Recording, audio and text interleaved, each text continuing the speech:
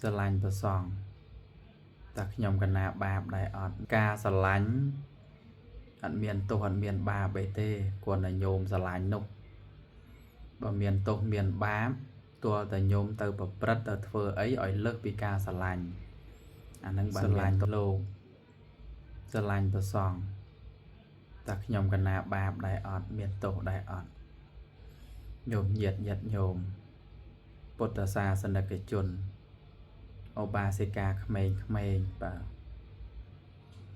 ឃើញប្រសងកំឡោះក្មេងប៊ូណាសង្ហាស្អាតចឹងទៅពេលខ្លះគាត់លួចស្រឡាញ់លោកចឹងដែរពាក្យយុវវ័យគេថាក្រាស់ចឹងហ៎បាទហ្នឹងហើយអញ្ចឹងការស្រឡាញ់អត់មានទោសអត់មានបាបអីទេគ្រាន់តែញោមស្រឡាញ់នោះបើមានទោសមានបាបទោះតែញោមទៅប្រព្រឹត្តទៅធ្វើអីឲ្យលើកពីការស្រឡាញ់អានឹងបានមានទោសមានបាប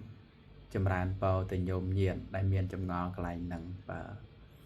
ទចូលរួមចែកលេខធម្មទានប៉ុណ្ណឹងបាទអនុមោទនា